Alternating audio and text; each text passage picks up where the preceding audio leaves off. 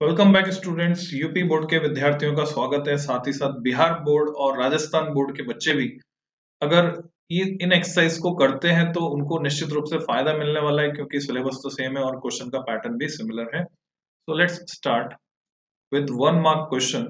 हिंदी में भी अंग्रेजी में भी दोनों माध्यम में हम बात करेंगे, दोनों मीडियम में। तो इलेक्ट्रोमैग्नेटिक वेव्स यानी विद्युत चुंबकीय तरंगों से किस तरह के प्रश्न आपके प्रश्न पत्र में यानी क्वेश्चन पेपर में मिलने वाले हैं।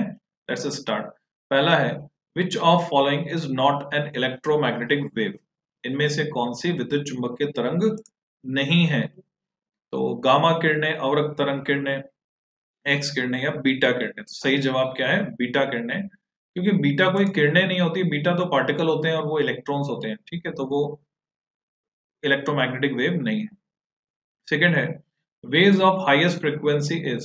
इनमें सबसे ज्यादा फ्रीक्वेंसी किसकी है? तो सबसे ज्यादा फ्रीक्वेंसी हम जानते हैं इनमें गामा रेस की होती है। तो सबसे अधिक आवृत्ति की तरंगें हैं गामा किरणें। फिर अगला प्रश्न है, यदि ई वेक्टर एंड तथा बी वेक्टर विद्युत क्षेत्र और चुंबकीय क्षेत्र विद्युत चुंबकीय तरंग के क्रमशः विद्युत सदिश तथा चुंबकीय सदिश हों, तब विद्युत चुंबकीय तरंगों के संचरण की दिशा अनुदिश होती है। तो इसमें हमें बताना है कि इलेक्ट्रोमैग्नेटिक वेव की जो डायरेक्शन है किसके पैरेलल होती है।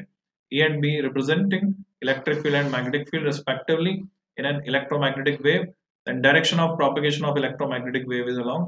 तो E क्रॉस B ये जवाब आता है। E क्रॉस B की जो डायरेक्शन होगी वही EMW की डायरेक्शन होगी। Right one use each for infrared and gamma rays. तो हम लिख सकते हैं इंफ्रारेड का और गामा रे का कोई भी एक एक यूज।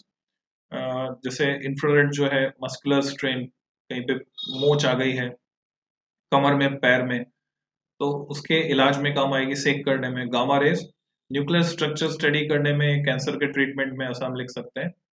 तो ये हो गया अवरक्त किरणों और गामा किरणों के उपयोग।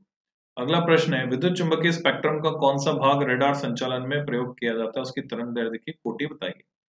तो रडार में रेडियो वेव्स भी यूज करते हैं रडार में बच्चों, और माइक्रोवेव्स भी यूज करते हैं। तो इनकी जो रेंज है 500 किलोहर्ट्ज ये रेडियो वेव, और 1000 मेगाहर्ट्ज, इससे थोड़ा सा ऊपर जाएंगे तो माइक्रोवेव आ जाती है। तो दोनों ही काम में लेते हैं, लॉन्ग डिस्टेंस रडार में माइक्रोवेव काम में लेते हैं। नेक्स्ट क्वेश्चन है, right name of longest and smallest wavelength in EMS spectrum. Longest wavelength radio waves की होती है, स्मॉलेस्ट होती है गामा रेज की।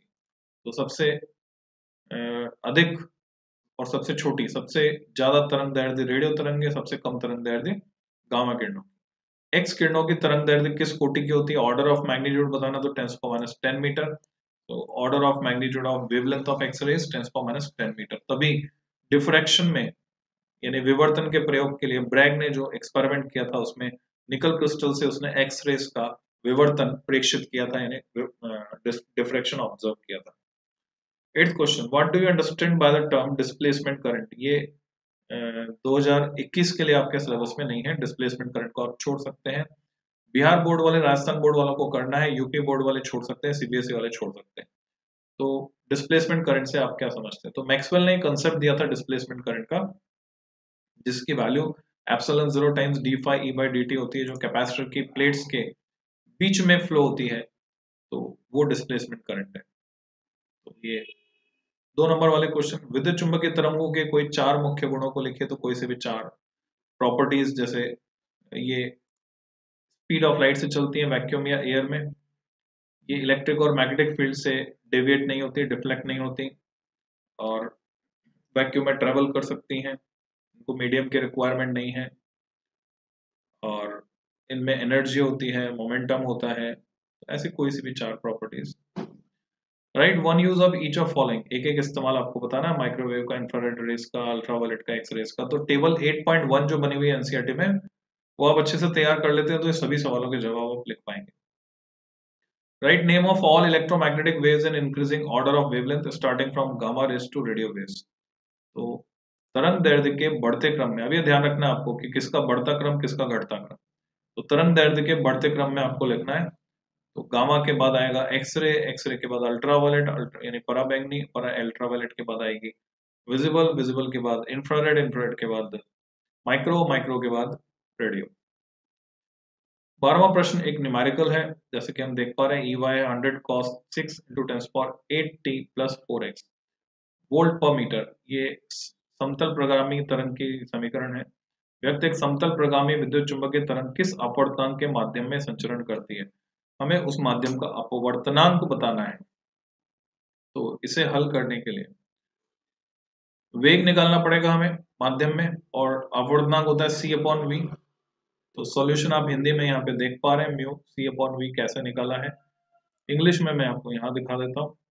तो हमने क्या किया, इस इक्वेशन को कंपेयर किया स्टैंडर्ड फॉर्मेट से। स्टैंडर्ड फॉर्मेट से कंपेयर करने के बाद यहाँ से हमें ओमेगा जो कि 2π/T होता है, 2π न्यू, तो उसकी वैल्यू मिल गई। ठीक है, ये 6 × 10⁸ जो है वो किसके बराबर है, ओमेगा टी की जगह, ओमेगा की जगह आ रहा है। तो यहाँ से हम न्यू निकाल सकते हैं, 6 × 10⁸8/2π, ये फ्रिक्वेंसी आ गई।